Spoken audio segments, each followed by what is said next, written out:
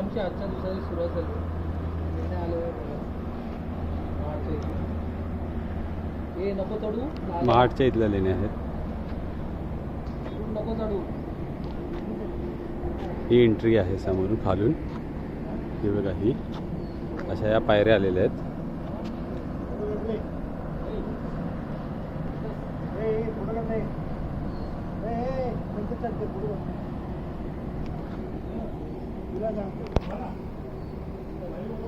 ह्या लेण्या आहेत.